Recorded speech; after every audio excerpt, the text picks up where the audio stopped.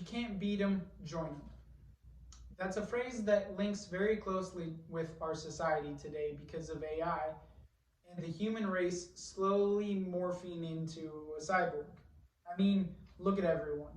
Today, everyone has a phone, so much so that they've even become an extension of us.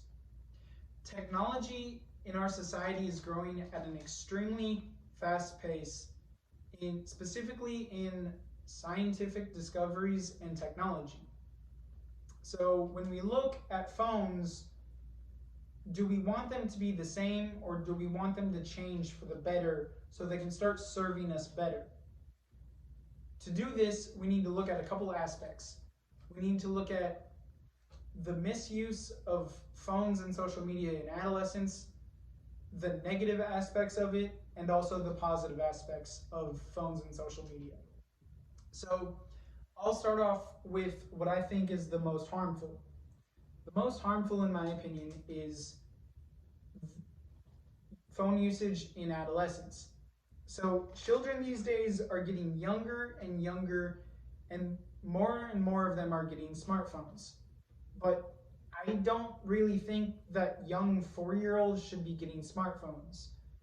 I think that if anything, they should get one of those flip phones that doesn't have anything else other than a phone, because children with smartphones can create a very much so become dependent on this phone, and they can down the line cause them a lot of mental health issues. According to the study, the rewarding nature of social interactions, they found that social interactions produce the drug dopamine inside your brain. This is the same drug that smoking, gambling, and drinking makes. It makes you feel good. So it's easy to see the correlation of why when you get a ding on your phone, you get a hit of dopamine. And this isn't necessarily a bad thing, but it is something that could have problems arise. Because if younger and younger children are getting phones more and more often, that's essentially like saying to a hormone-filled teenage boy, hey, did you have a stressful day at school? Well, here you go. Here's the liquor cabinet. Have at it to relieve your stress. Do you guys see the problem in this? Anyway, so the misuse of phones and social media.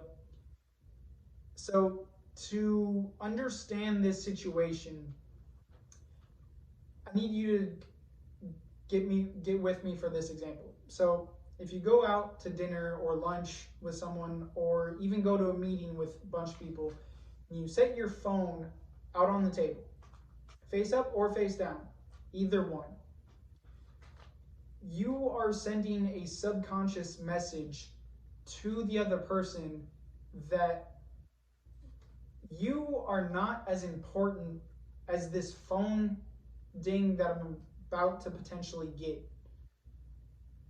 And there is a very much so a problem with that in my mind. In a study done by Stefan Tams, states that nomophobia, or the fear of not being able to use your phone, has become a problem, and that this can lead to decreased productivity and increased depression and anxiety. He does give some things that can maybe help out with it, and that would be to let the person with nomophobia know about how long that they are going to be without their phone, and also about how much control that they can have with it.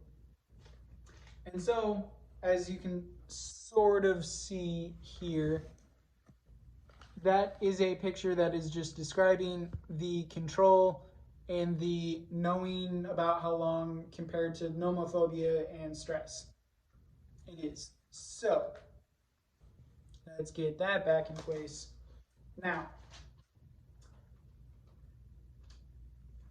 These things can help out a lot with it, but at the same time, they are definitely nowhere close to a cure all.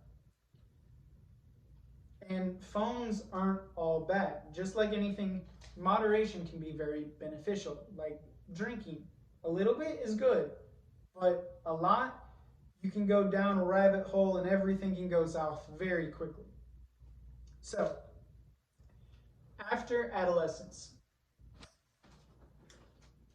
the phone and social media can be very useful, and it can make you connect with loved ones even miles away. It can help you find new friends that are across the globe, and they even introduce you to new cultures, new food, new dances. Everything can help, and the list can go on and on. From creating a community for learning new skills or improving the way of life for some people, like Heather Williamson in the ADA 25 campaign. They are helping people with disabilities get assistive technology so that they can access social media and have a lot more social interactions that way, which for them can actually very much so help their mental problems, because when you grow up not being able to talk to someone, it really puts a burden on yourself mentally and socially.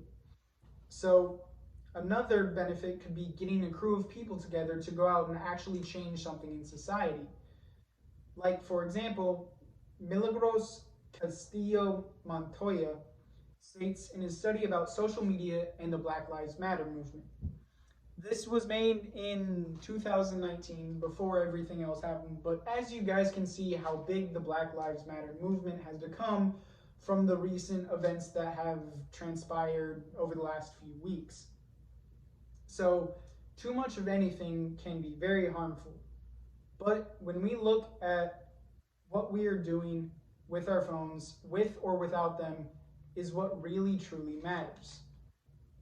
So, phone usages in adolescence, the misuse of social media and phones, positive aspects of our phones are the aspects that we must look at to decide whether our own personal usage is good or bad.